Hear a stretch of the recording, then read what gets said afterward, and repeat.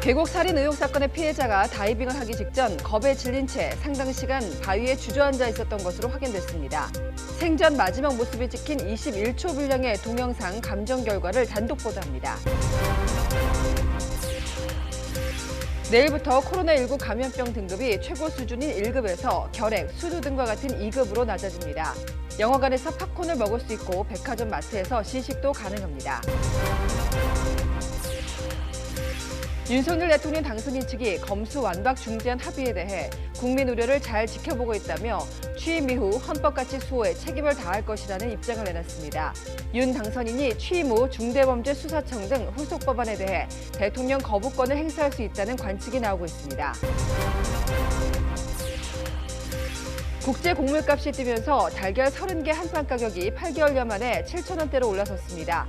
세계 최대 파미오 수출국인 인도네시아가 28일부터 라면, 과자 등에 쓰이는 파미오 수출을 중단하기로 하면서 세계 밥상 물가 상승이 가팔라질 것으로 보입니다.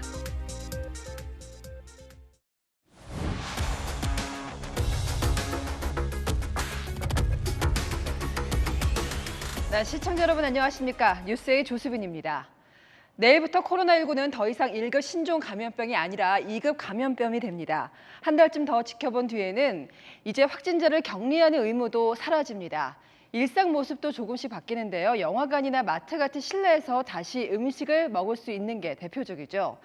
남은 건 마스크입니다. 특히 실외에서는 의무를 없앤 나라가 많습니다만 아직은 신중할 필요가 있다는 의견을 인수위 측에서 제기했습니다. 첫 소식 서상희 기자입니다. 초여름 날씨 속 돗자리와 텐트를 깐 시민들이 가득합니다. 자전거를 타고 반려견과 산책하며 소소한 일상을 만끽합니다. 밖에 오니까 산책도 하고 기분이 정말 좋아요. 1년 만에 나와서 그런지 너무 좋아요. 내일부턴 영화관에서 팝콘을 먹을 수 있고 마트와 백화점 시식도 가능해집니다. 코로나19 감염병 등급도 1급에서 2급으로 내려갑니다. 결핵, 수두 등과 같은 등급입니다. 4주간의 이행 기간 뒤 이르면 다음 달 23일부터는 확진자 격리 의무가 폐지되고 생활비, 치료비 지원도 원칙상 사라집니다. 마스크를 제외하곤 모든 일상이 코로나 이전으로 돌아가는 겁니다. 현재는 이렇게 탁 트인 공간에서도 다른 사람과 2m 거리가 유지되지 않는다면 마스크 써야 하는데요. 이르면 오는 금요일쯤 실외 마스크 해제 여부도 결정됩니다. 시민들은 야외 마스크 착용 유지에 대체로 찬성하지만 계속 써야 된다고 생각해요. 아직 안 걸린 사람들도 있으니까 조금 조심해야 되는 게 맞지 않나? 네. 밀폐된 다중이용 시설에서도 마스크를 벗고 음식을 먹는데 밖에서만이라도 벗게 해달라는 주장도 있습니다.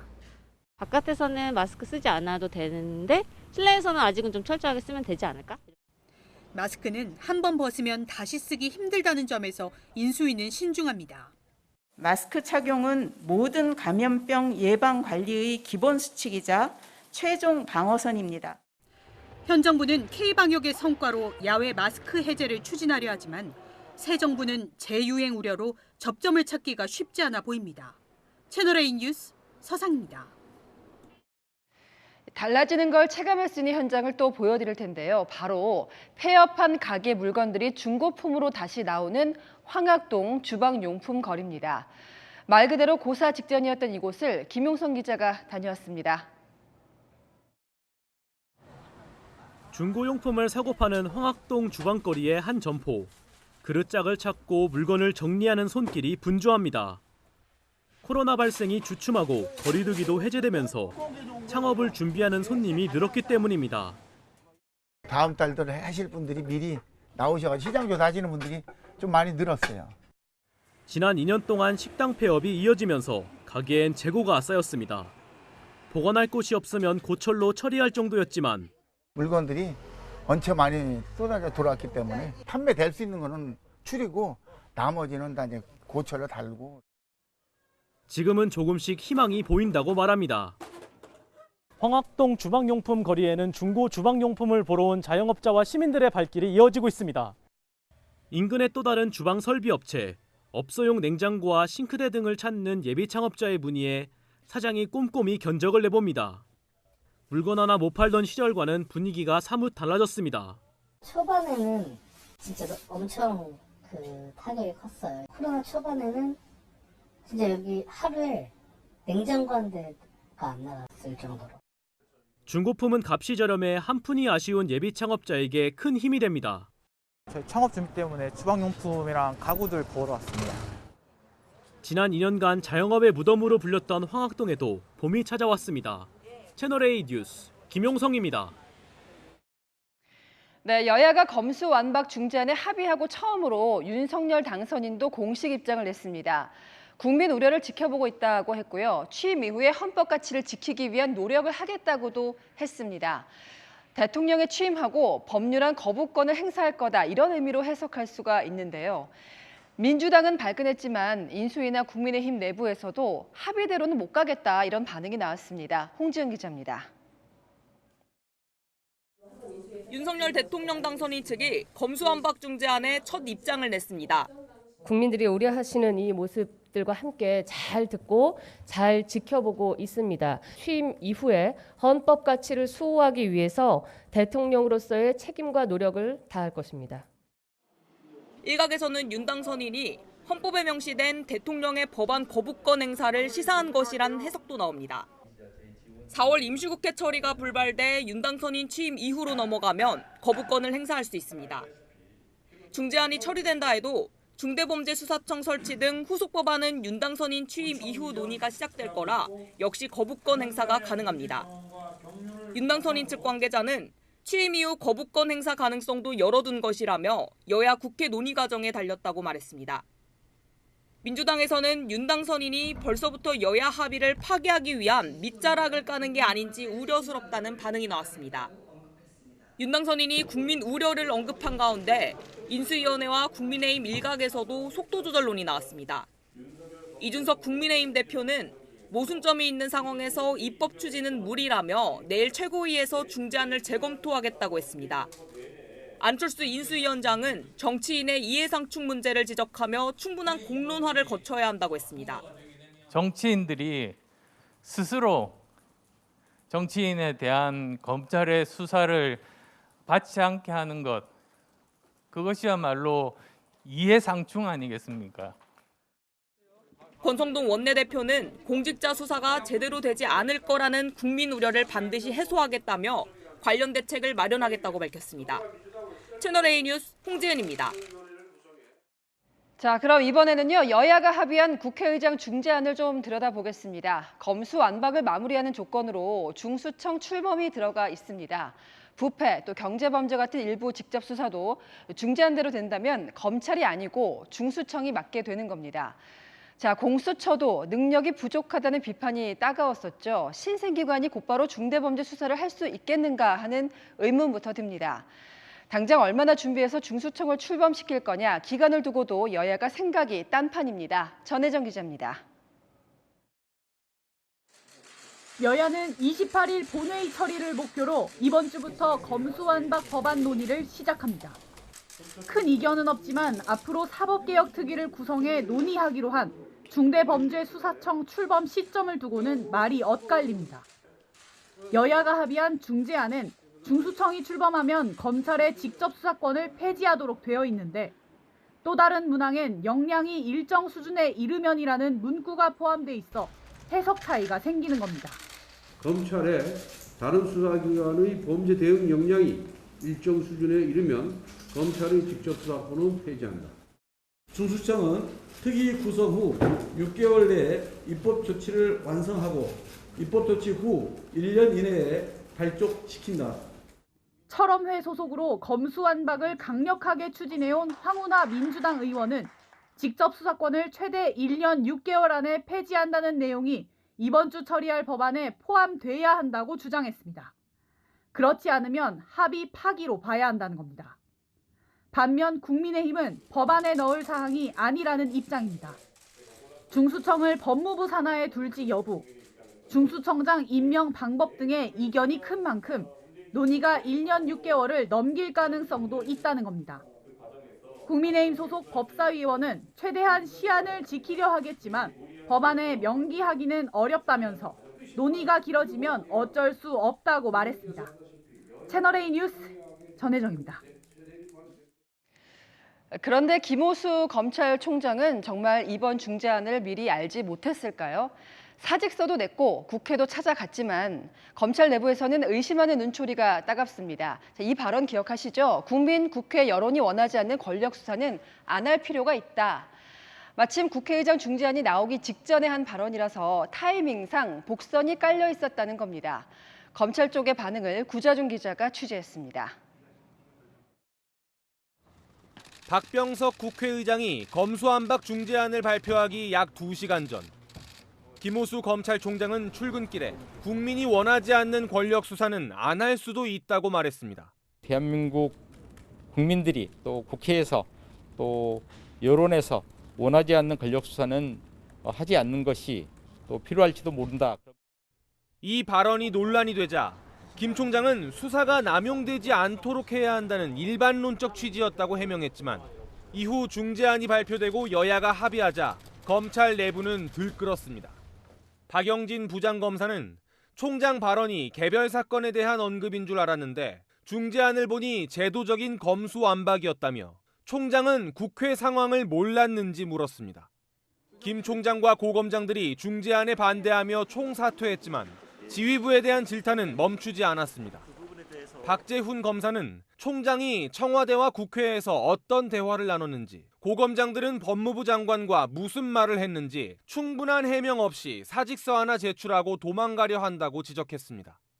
과거 민주당원 출신이라고 자신을 소개한 김규현 검사는 국회에 야전 침대를 놓고 살아도 모자랄 판에 사표 내고 집에 가는 게 제정신이냐며 강하게 비판했습니다. 중재안이 발표되기 전부터 검찰 일각에서는 보안 수사권만 남겨둔 채 수사 개시권을 박탈하는 식으로 타협하려 할 수 있다는 예상이 나왔던 상황. 김 총장은 내일 오전 기자간담회에서 중재안에 대한 입장을 밝히기로 했습니다. 한편 전국 선거전담 평검사들은 당장 6월 지방선거에서 발생할 수천 건의 사건이 부실하게 처리될 것이라며 선거범죄 직접 수사권이 유지돼야 한다는 호소문을 발표했습니다. 채널A 뉴스 구자준입니다. 한편 더불어민주당은 모레부터 서울시장 경선에 돌입합니다. 막판까지 고심했던 박영선 전 장관은 끝내 출마를 고사했습니다. 유주영 기자입니다. 더불어민주당 서울시장 후보 자리를 두고 송영길 전 민주당 대표와 박주민 의원, 김진애 전 의원이 맞붙게 됐습니다. 민주당이 마지막까지 경선 참여를 요청했던 박영선 전 중소벤처기업부 장관은 고심 끝에 출마하지 않기로 했습니다. 박 전 장관은 어제 저녁 SNS에 어머니의 야윈 몸을 보니 끝내 발길이 떨어지지 않았다며 지금은 이렇게 결정 내릴 수밖에 없었다고 불출마 의사를 전했습니다. 새 후보의 경선은 모레부터 시작됩니다. 민주당은 100% 국민 여론조사 방식으로 이틀간 1차 투표를 하고 과반 득표자가 없을 경우 결선 투표를 치러 늦어도 30일에는 최종 후보를 낸다는 계획입니다. 송영길 전 대표와 박주민 의원을 공천에서 배제했다 번복하고 박 전 장관 영입을 두고 시간을 허비하며 경선 일정이 늦어진 것을 두고 후보들은 날선 반응을 보였습니다. 굉장히 이 경선 스타트가 늦어지면서 저 같은 사람에겐 더 움직일 수 있는 기회와 시간이 없어진 측면이 있습니다. 박 의원은 가능한 빨리 후보를 낼 수 있도록 27일 원샷 경선을 하자고 주장했습니다. 송영길 전 대표도 타당한 주장이라며 화답했습니다. 김진애 전 의원은 특정 인사 참여를 종용하느라 천금 같은 열흘을 잃어버렸다며 경선 토론과 여성 가산점을 보장하라고 주장했습니다. 채널A 뉴스 유주은입니다.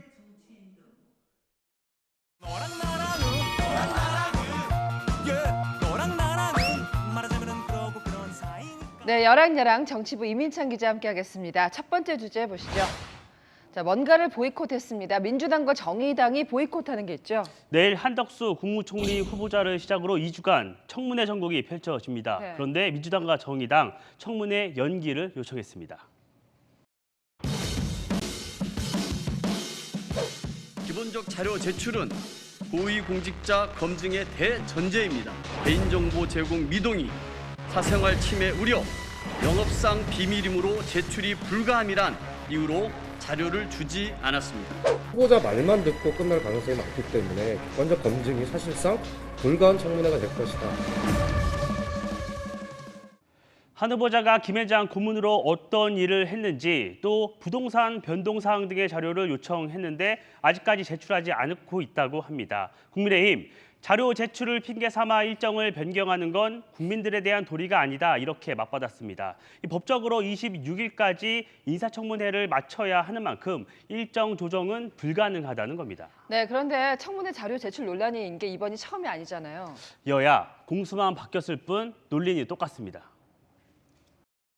자료 제출 태도를 보면은 완전히 배째라식입니다. 내로남불의 정점을 찍는 것 같아요. 자료 제출도 이게 지금 국무위원으로서의 자질뿐만 아니라 사실상 국회의원으로서의 자질도 저희들이 의심스럽습니다. 이러다 보니까 민주당에서 인사청문회법을 개정하겠다 이런 얘기가 나오지 않았습니까? 그런데 좀 대선 끝나고는 잠잠해졌어요. 맞습니다. 이 청문회 때문에 좋은 인재를 데려오기 힘들다. 예. 과거 문재인 대통령이 한 발언입니다. 이후 민주당 도덕성 검증을 비공개로 하도록 법 개정을 추진했지만 현재는 중단된 상태입니다. 이 청문회 때마다 반복되는 논란, 이젠 여야가 명확한 기준을 세울 때가 아닌가 싶습니다. 예, 다음 주제 보겠습니다. 네, 소원풀이냐, 선동 정치냐. 자, 윤석열 당선인이 이제 관저를 어디다 사용할지를 두고 육군 참모총장 공간에서 외교부 장관 공간으로 바꾸기로 했잖아요. 근데 김건희 여사가 직접 둘러봤다고요? 네, 이 윤 당선인 취임 이후에 함께 거주할 곳이다 보니 최근 김 여사 직접 이곳을 방문했다고 합니다. 이 여권에선 이를 두고 김건희의 관저 쇼핑, 소원풀이 놀이라거나 이 국방부 내쫓고 외교부 장관 공간마저 빼앗는다는 비판이 제기됐습니다. 사실은 이제 김 여사가 녹취록 논란 이후에 공개 행보는 좀 자제했었는데 이렇게 보이지 않는 곳에서 활동은 하고 있었어요. 윤 당선인 측은 대선 기간 약속한 대로 조용한 내조를 하고 있다 이렇게 설명하면서 김 여사에 대한 언급이나 대응 자제해 왔습니다. 그런데 최근 김 여사가 외교부 장관 공간을 방문한 이후 새 관저로 낙점됐다 이런 보도가 나오자 적극 반박하고 있습니다. 새로운 공간으로 가는 것이 좋겠다라는 실무진의 결정이 있었고 그 이후에 당연히 그곳을 사용하시게 될 두 분이 확인하는 그런 수순으로 됐다. 전후 순서에 관한 잘못된 점은 바로잡아 주시기를 부탁드리겠습니다. 청와대 이전 TF도 나서서 김 여사가 공관 정원에 특정 나무를 베는 게 좋겠다. 이런 언급을 했다는 보도가 나왔는데 이 명백한 허위 사실이라고 반박했습니다. 국민의힘도 선동 정치라고 민주당을 비판했는데요. 김 여사와 관련한 불필요한 논란을 차단하기 위해 총력 대응에 나선 겁니다. 바꾸는 결정이 먼저 난 거고 김건희 여사가 이제 들어가서 살 사람이니까 둘러봤다는 해명이거든요. 그렇다면 당선인 측이 관저 부지를 바꾼 이유도 궁금하거든요. 이 준공 47년 된 육군 참모총장 공간보다 이 외교부 장관 공간 리모델링 기간이 짧고 이 비용도 적게 든다고 합니다. 또 한남동 공관총 꼭대기에 있어 경호에 유리하다는 이유에서인데요. 이 불필요한 논란으로 정권 출범도 전에 신뢰를 잃지 않으려면 이 충분한 설명과 신중한 결정이 필요하지 않을까 싶습니다. 네, 지금까지 여랑야랑이었습니다. 이른바 계곡 살인 사건 단독 보도 이어가겠습니다. 이은혜가 잠적 끝에 붙잡혔지만 여전히 남편을 어떻게 심리적으로 지배하고 죽음에 이르게 했는지 구체적으로 밝혀내야 합니다. 검찰이 피해자가 다이빙을 하기 직전 영상을 확보해서 분석하고 있습니다. 이 영상을 분석한 전문가를 저희 취재진이 접촉을 했는데요. 단서가 될 만한 의견이 많았습니다. 이 법 영상 전문가 의견에 따라 피해자 마지막 순간을 재구성해봤습니다. 보시겠습니다. 이솔 기자입니다. 계곡살인 의혹 사건의 피해자 윤모 씨가 숨진 건 지난 2019년 6월 30일. 검찰은 이날 마지막으로 찍힌 21초 분량의 동영상에 주목합니다. 영상에는 수영복을 입은 조현수, 왼쪽 팔에 문신이 가득한 공범 이모 씨, 그리고 반팔 티셔츠를 입은 피해자 윤 씨가 등장합니다. 세 남성은 수면 위 4m 높이에 있는 바위에 올라서 있습니다. 그냥 자연스럽게 움직여요. 다이빙하기 위해서 어디로 뛰어낼지 보기 위해서 우측으로도 가고 좌측으로도 가고 또 같이 대화도 하고. 윤 씨는 전혀 다른 모습이었습니다. 서 있기조차 무서운 듯 바위에 주저앉아 다리를 앞으로 모은 채 손으로 바닥을 짚고 있습니다. 영상 내내 미동조차 하지 않습니다. 이은혜로 추정되는 여성의 목소리도 담겨 있습니다. 현수야 뭐 어디로 다이빙해 뭐 이런 소리도 나와요. 튜브가 지금 뭐 계곡에 튜브가 하나 떠다니는데 그걸로 다이빙해라는 소리도 나오고. 이 영상은 이은혜가 무죄를 주장하기 위해 초기 수사를 맡았던 가평경찰서에 제출했던 겁니다. 황민구 박사는 의도적으로 편집됐을 가능성이 높다는 감정 결과를 검찰에 전달했습니다. 보통은 그 사건의 진실을 잘 보여주기 위해서 손 대지 않고 원본 그대로 제출하는 경우가 많아요. 억울한 사람의 입장에서는. 근데 지금 이 영상은 화질 자체가 3배, 5배 정도 압축되어 있는 영상이에요. 그래서 2차적인 편집이 들어갔을 가능성이 높은 거죠. 결정적으로 이 동영상에는 입수 장면이 빠져 있습니다. 무죄를 입증하려 제출한 영상이지만 거꾸로 범행을 은폐하기 위한 증거 조작인지도 수사에서 밝혀질 대목입니다. 당일 오후 6시경 조연수가 다이빙 시범을 보이고 피해자를 괴롭히는 모습이 포착되기도 했습니다. 이은혜가 마지막 영상을 찍은 건 오후 8시 17분. 7분이 지난 뒤 첫 119 신고가 이뤄졌고 윤 씨는 싸늘한 주검으로 발견됐습니다. 채널A 뉴스 이소리입니다. 60대 여성이 자기 아파트에서 숨진 채 발견됐는데 손발이 묶여 있었습니다. 사회복지사가 포기하지 않고 연락을 취한 끝에 그나마 시신을 더 늦지 않게 발견했는데요.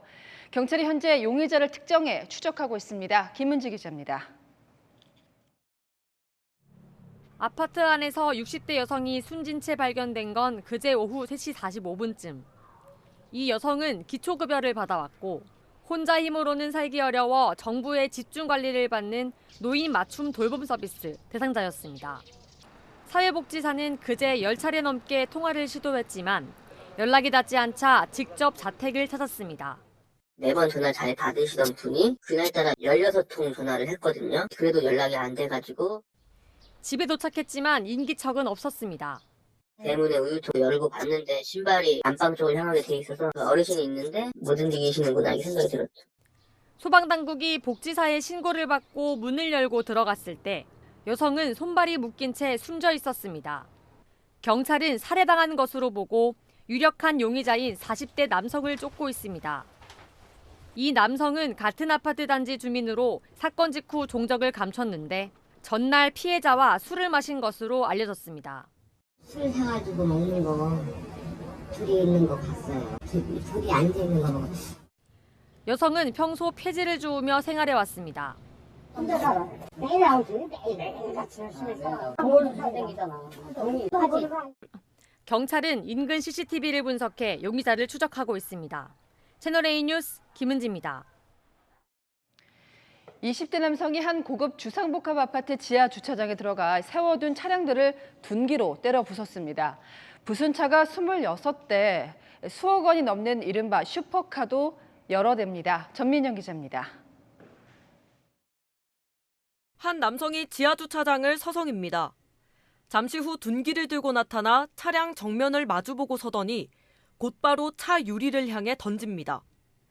유리가 깨지지 않자 고개를 갸웃하더니 다시 둔기를 집어듭니다. 세 차례 던진 끝에 앞유리가 박살납니다. 둔기 머리를 차량 위에 툭 던져놓고 자루를 바닥에 집어던지더니 유유히 사라집니다. 20대 남성이 주차장 차량을 부순 건 오늘 오전 7시 반쯤. 자신이 사는 아파트 지하 주차장에서 차량 유리와 사이드미러, 창문 등 가리지 않고 둔기를 휘둘렀습니다.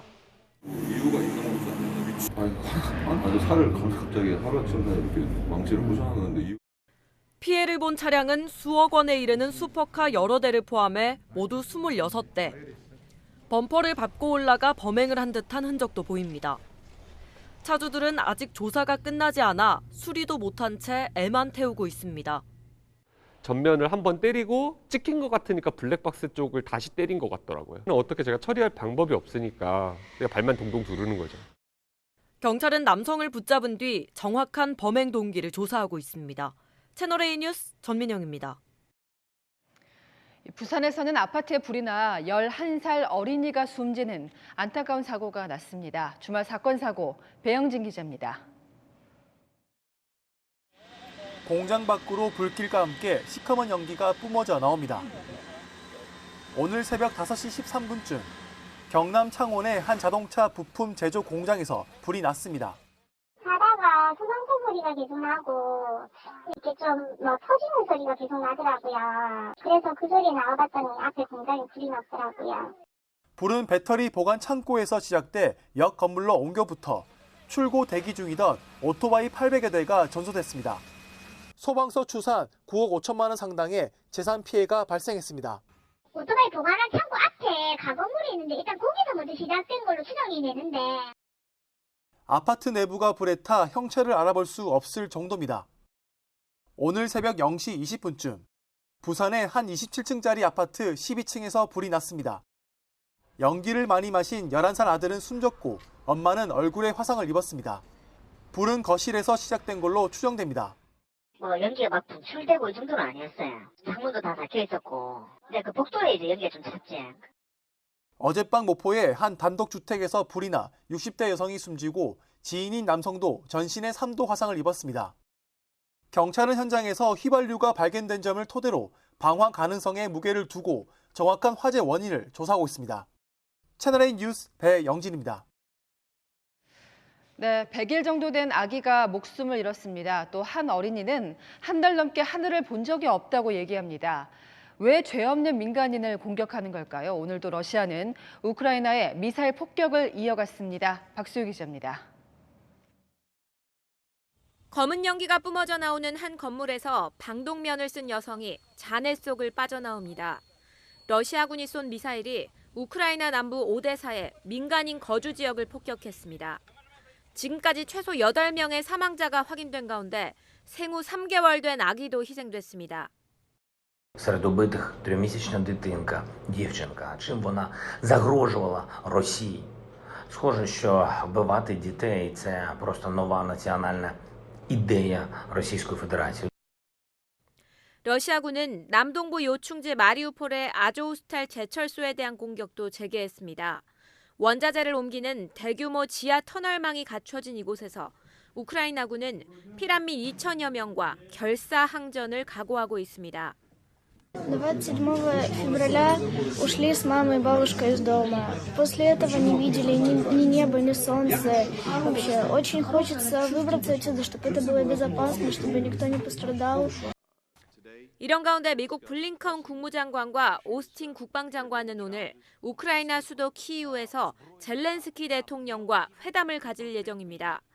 백악관은 관련 내용을 함구하고 있는 가운데 실제 방문이 이뤄질 경우 2월 24일 러시아의 침공 이후 미국 최고위급 인사의 첫 방문입니다. 우크라이나에 대한 미국의 추가 지원 대책이 논의될 수 있을지 주목됩니다. 채널A 뉴스 박수유입니다.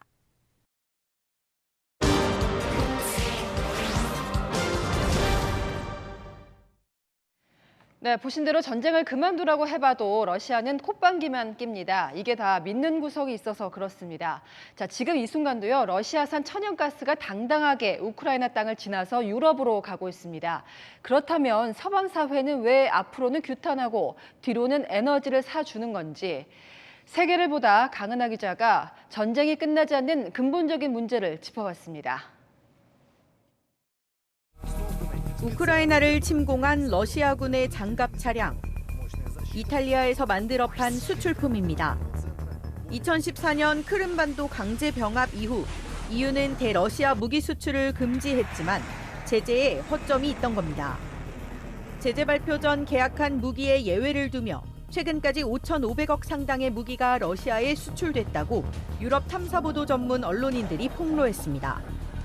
우크라이나 침공 이후 테러 제재에 앞장선 프랑스가 전차용 열화상 카메라, 전투기용 적외선 탐지기 등 2,400억 원어치, 독일은 소총과 특수차량 1,900억 원어치를 러시아에 팔아왔습니다. 거꾸로 러시아는 유럽을 상대로 한 에너지 장사로 돈주머니를 채웠습니다. 세계 3위 석유 생산국이자 세계 1위 천연가스 수출국 위상이 서방의 각종 제재에 맞서는 버팀목이 된 셈입니다. 러시아는 에너지 수출로 매일 6천억 원에서 1조 2천억 원을 벌어들입니다. Попытки западных стран выдавить российских поставщиков, заместить наши энергоресурсы альтернативными поставками, неизбежно отразятся на всей мировой экономике. 유럽 내 러시아산 천연가스 수입 비율은 평균 약 40% 정도로 높은 편입니다. 특히 핀란드는 94%로 사실상 대부분을 러시아에서 수입해 쓰고 스웨덴은 70%, 독일 50% 등 평균치를 크게 웃도는 국가도 적지 않습니다. 그런데 러시아와 유럽을 잇는 가스관의 절반 이상이 이렇게 우크라이나를 경유합니다. 하지만 우크라이나는 자국 땅을 통해 유럽으로 넘어가는 러시아 가스관을 단절하지 못하고 있습니다.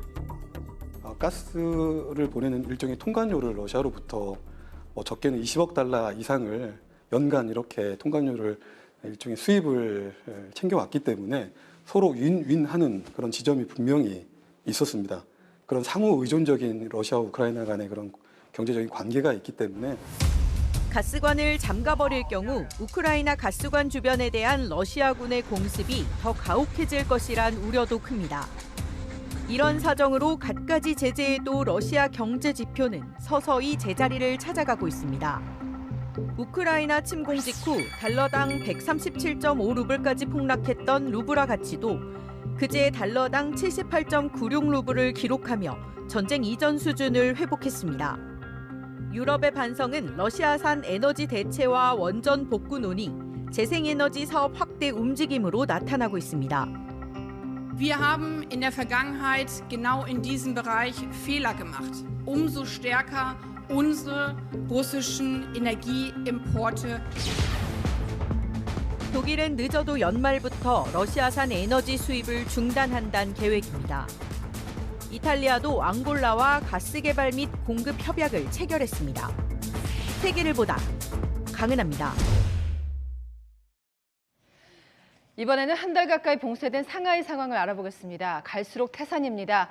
경제가 마비됐고 식재료, 생필품 모두 부족한데요. 시민들은 밖으로 나오지도 못하는데 어렵게 구한 음식마저 이 더운 날씨에 상해버린 게 태반입니다.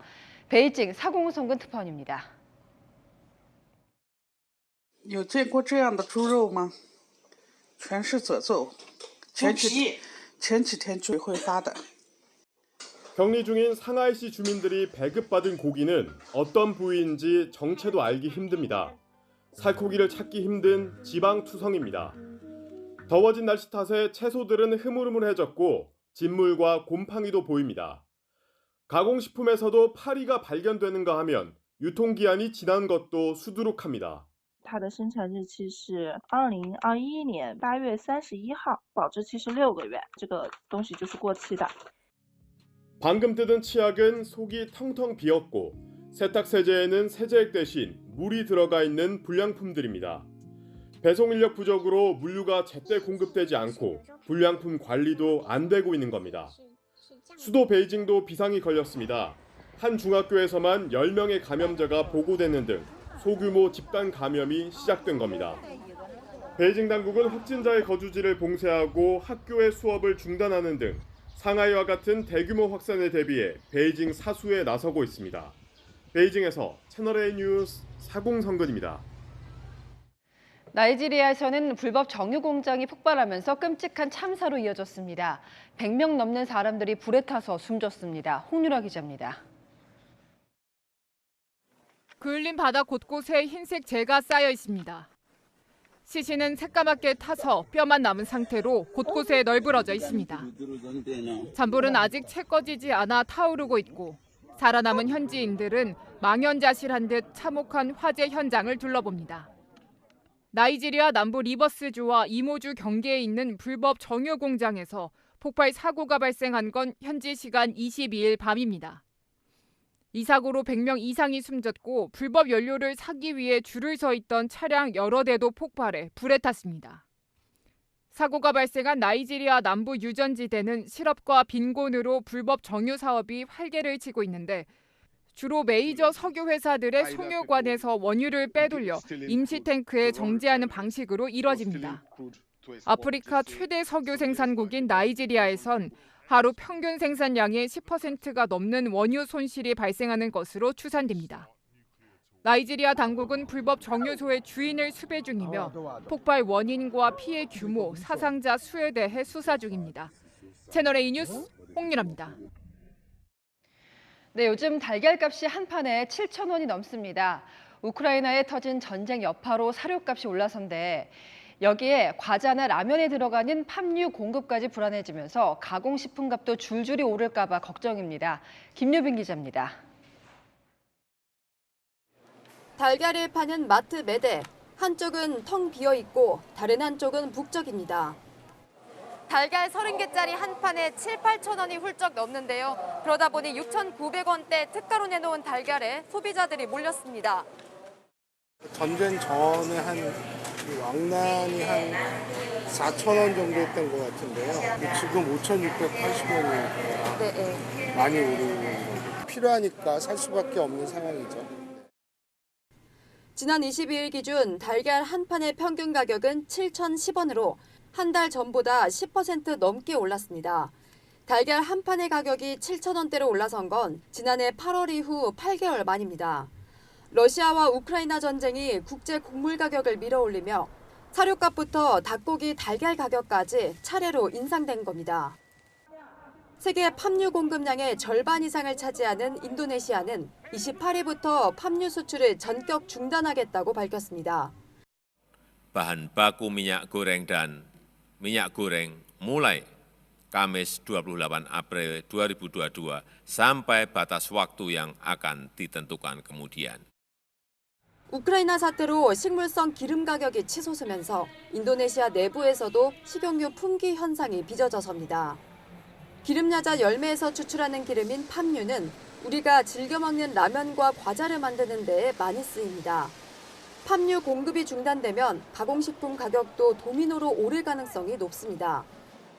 국제 분쟁에 인도네시아 수출 중단까지 겹치면서 세계 밥상 물가 오름세는 더 가팔라질 전망입니다. 채널A 뉴스 김유빈입니다. 검은색 토마토 맛이 어떨까요? 크기는 작지만 검은 보석이라고 부를 만큼 비싸고 영양 만점인데요. 강경모 기자가 출하 현장 생생하게 보여드리겠습니다. 비닐하우스를 가득 메운 토마토 줄기에 검붉은 빛깔의 열매가 매달렸습니다. 언뜻 보면 일반 토마토와 비슷하지만 크기와 색깔이 다른 흑토마토입니다. 쿠마토라고도 불리는데 강원도 화천에서만 하루에 2톤가량 수도권 도매시장으로 공급됩니다. 일반 토마토보다 크기가 작고 맛없어 보이는 검은 토마토를 먹어보겠습니다. 더 달고 식감도 쫄깃쫄깃합니다. 오랫동안 재배할 수 있고 비싼 가격에 팔려 검은 보석이라 불리기도 합니다. 지금 도매시장에서 키로당 6,000원을 받고 있어요. 일반 토마토는 뭐 한 4kg 정도에 5,000원 정도로 지금 형성이 되고 있거든요. 검은 토마토는 일반 품종에 비해 암 예방에 효과적인 베타카로틴, 라이코펜 등 항산화 물질의 함유량이 높습니다. 당도는 높고 크기는 작아 선물용으로도 수요가 늘고 있습니다. 검은 토마토가 그 검은 자체가 매력 포인트예요. 당도도 많이 나오고, 이거는 조금 소량 포장해서 나가기 때문에 그게 장점인 것 같아요. 일반 토마토보다 최대 300배 단맛을 내는 스테비아 토마토도 인기입니다. 빨리 변하는 소비자들의 기호에 따라 이색 과일 품종 개발도 활발히 이루어지고 있습니다. 채널A 뉴스 강경모입니다. 국내 자동차 경주를 대표하는 슈퍼레이스가 개막했습니다. 3년 만에 응원 소리로 들썩었던 현장에 김태욱 기자가 다녀왔습니다. 20대의 차량이 일제히 속도를 높입니다. 찰나의 순간에 추월하기도 하고 양보 없는 경쟁 속에 충돌하기도 합니다. 최고 시속 300km로 질주하는 국내 최대 자동차 경주대회 슈퍼레이스. 3년 만에 관중을 맞이한 개막전 분위기는 뜨거웠습니다. 현장에는 3만여 명의 관중이 몰렸습니다. 네, 지금은 트랙에 입장할 수 있는 특별한 시간인데요. 많은 사람들이 선수들과 사진도 찍고 레이스에 참여하는 자동차를 직접 구경하고 있습니다. 내 가슴이 벅차고 막 너무 신나고 스트레스가 다 풀리는 것 같습니다. 네, 김준구 황인호 화이팅! 아이가 이제 자동차에 관심이 많아서 레이싱 경기를 계속 보여주고 싶었는데 재밌고 신기해요. 들뜨기는 선수들도 마찬가지였습니다. 2년 동안 숨통이 꽉 막혀 있다가 숨통이 팍 트인 느낌이에요. 한 5% 정도 더 에너지가 더 충전된 기분이에요. 슈퍼레이스의 최상위 종목 슈퍼 6000 클래스에서는 지난해 챔피언 김종겸이 1라운드 우승을 차지했습니다. 관중분들이 오셨을 때만 항상 좋은 성적이 나더라고요. 저한테 많은 힘을 주시는 것 같아서 올해도 열심히 해서 챔피언을 할 수 있도록 열심히 노력하겠습니다. 2라운드는 다음 달 전남 영암에서 펼쳐집니다. 채널A 뉴스 김태욱입니다. 봄 기운을 느낀 지 얼마 안 됐는데 기온은 30도를 가리킵니다. 고온 현상이 이어지고 있는데요. 지난 3월 역대 세 번째로 따뜻한 3월을 기록했고요. 연일 해가 쨍쨍한 데다 더운 남서풍이 불어오면서 기온은 계속 오르고 있습니다. 내일도 서울이 한낮에 27도, 대전은 28도, 대구는 30도까지 쑥 오르겠는데요. 여름만큼 덥겠습니다. 다행히 내일과 모레 내리는 비로 수요일부턴 기온이 떨어지겠습니다. 비는 내일 저녁에 제주에서 시작해서 밤엔 충청까지 확대될 전망이고요. 양이 많아서 미끄럼 사고나 침수 피해가 우려됩니다. 제주와 남해안에 많게는 120mm가량 오겠고 제주 산지엔 300mm가량 많이 오겠습니다. 날씨였습니다. 뉴스에 마칩니다. 시청해주신 여러분 고맙습니다.